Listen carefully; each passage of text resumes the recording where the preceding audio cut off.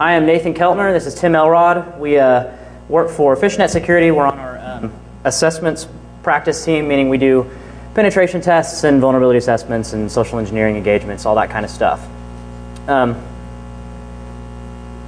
Let's see. So I'm from Tulsa, Oklahoma. My buddy here's from Oklahoma City, Oklahoma. He has a lot of previous experience with Blackhat DEF CON, founded the DEF CON group in the local area. This is my, let's see, my second year to Blackhat. It'll be my fourth year to DEF CON and some of the other conferences in the area. I'm a occasional developer for the Metasploit project. I've listed a couple of the ones up there that I've written. And yes, Nathan made fun of me for putting my certs on our slide. Yes, I took them back out.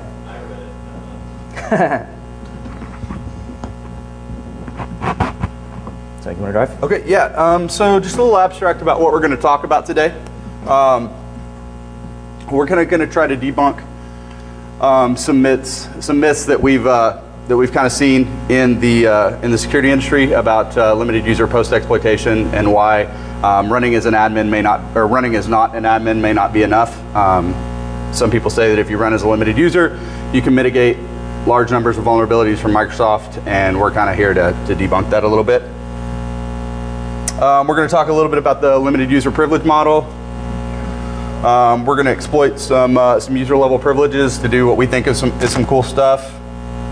We're going to talk a little bit about why admin access may not actually be what you want if you're doing a pen test or you're an attacker and you're trying to get data.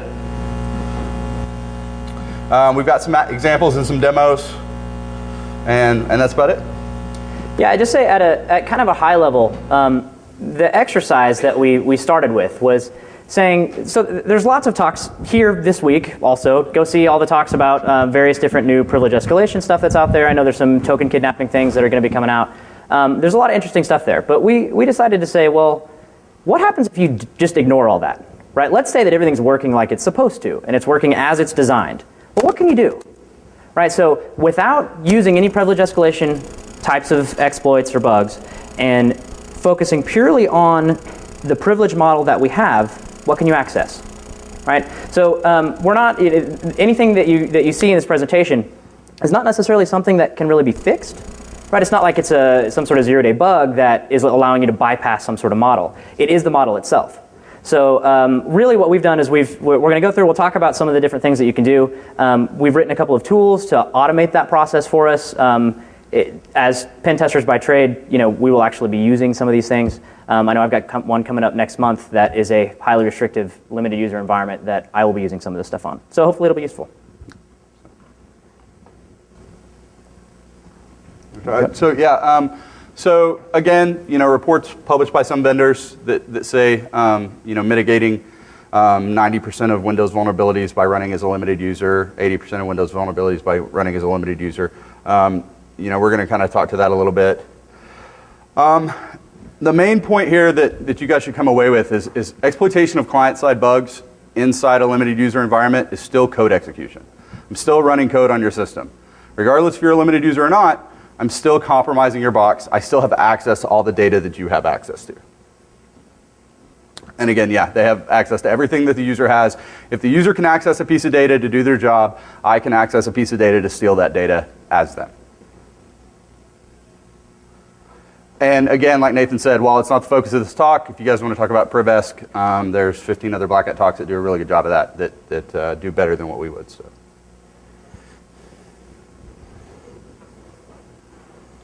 Okay, so just talking about the types of locations within the limited user model that you actually have access to, right? Obviously, the big obvious one is all of the local files and storage and things like that they have access to. Not really a lot to talk about there other than just kind of saying, well, duh, they can access their files that they use to do their job. Within the registry world, all of the local users' configuration items are stored in the HKCU, HK current user, and you have write update access to that. Obviously configuration directories, there's sensitive files that are stored in there, configuration files that will drive basically all the apps that they use. Those are oftentimes stored in user modifiable directories so they can do things like save their permissions and save configuration options within the application. Sometimes you'll see some of that actually broken out and under, say, the program files directory, which would not be available for write. But there's still lots of stuff that's available within there that's interesting. You can access really the entire Win32 API. We're using that kind of heavily in some of our later code to do some fancy tricks underneath that. So the model still holds, right? So if you try to call a function that you don't have the access rights for, of course it'll error. But there's a lot of valuable functions that'll let you interact with the system. And then sort of something else just to think about. We're working on some code on this. We don't have it together for this talk, so we don't have a demo for it. But just as a general statement of how sort of the model works, right? You think about limited user blocking your ability to, for example, have update access or write access to program files in general. So system OS files, but more importantly, all of the applications that they run, right? That under a limited user model, outside of any sort of admin escalation thing, you don't have an ability to modify those executables on disk, right? Because they're in like some sort of protected directory that you can't access. But what happens, right? When the user runs that program, it copies all of that executable and loads all that stuff up into memory.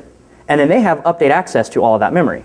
So while you can't actually modify it while it's on disk, you can make modifications on the fly and hot patch stuff.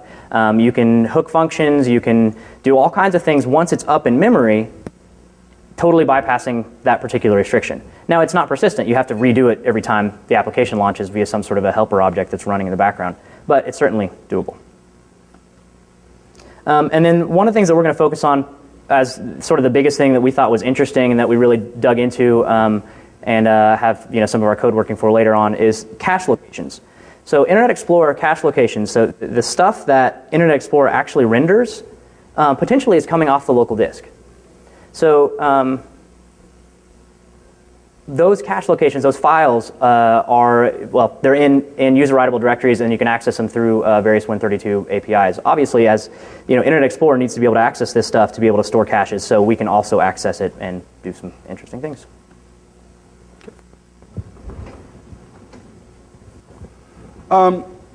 So again, we have direct data access to anything the user has. Whether this be a database, whether it's a file, whether we're pivoting to another site or another machine inside the network that the user has access to, we have access to all that direct data access that they do. File shares, web applications. Web applications is kind of a big one with everything kind of moving to the web and SharePoint and things. We have direct access to that, and we can even have the user authenticate for us if we need them to. And obviously, we can take that data out of the environment. We have some indirect data access stuff. While data is kind of moving to things like controlled storage and like web apps like we were talking about, a lot of this is definitely built on the browser trust model. And so with the browser trust model, let's see how to put this. The Internet Explorer browser will trust a lot of things without verifying it. So it'll trust that the cache hasn't been tampered with, and things like that. It'll trust that, where it thinks it's getting DNS from, for instance, like some talks last year where it's getting DNS from is actually valid. And it does a lot of that too with caching functions and things like that we're going to play with. And right, so with the world that we're all going to, with going back towards locking down user workstations, maybe virtualizing your entire desktop environment, and running underneath limited user modes where you can, and then pushing all of those services back up, cloud-based stuff or what have you, where it's all basically coming through Internet Explorer. So if you own Internet Explorer, you own that entire application stack that user is using, right?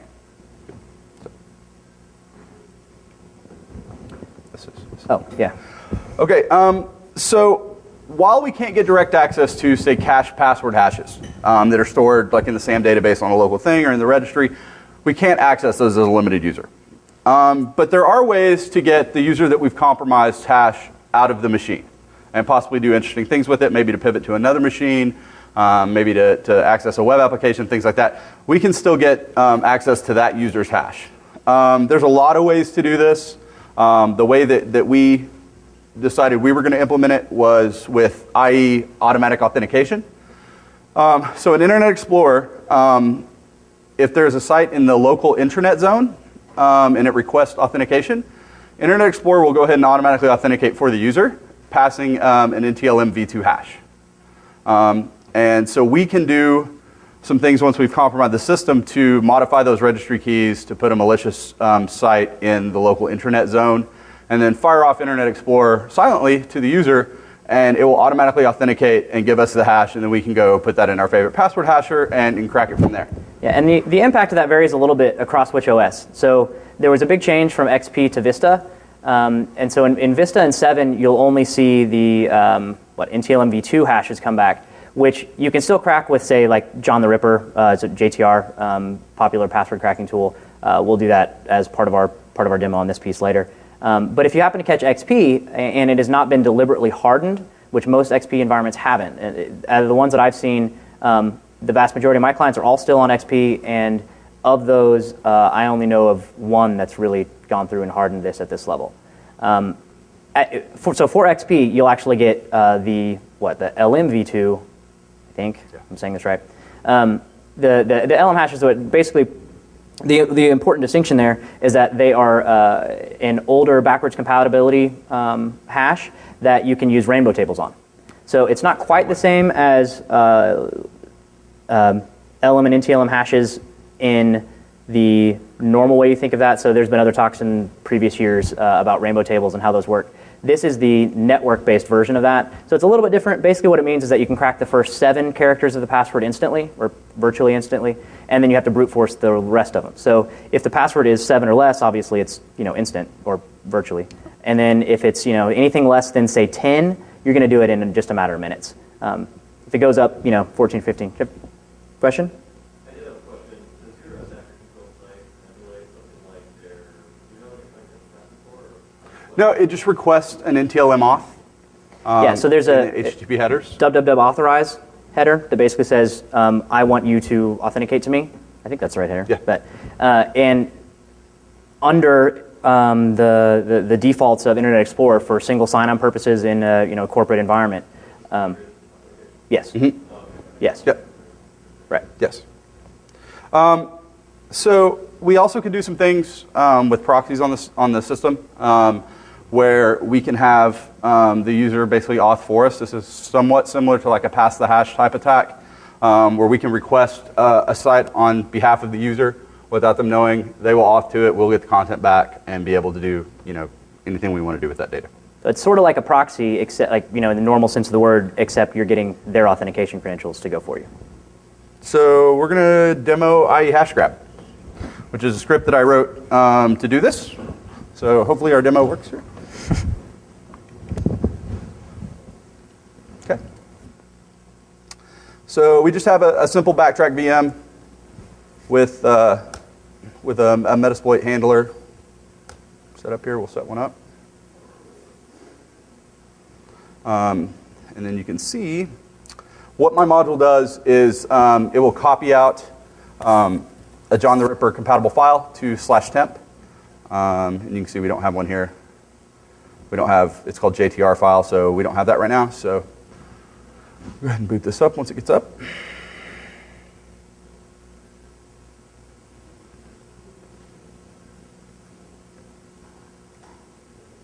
And in all of the tools that we've written today, as post-exploitation modules, they're all just interpreter scripts. So we'll talk a little bit later about some new interpreter stuff that was just added in the last month called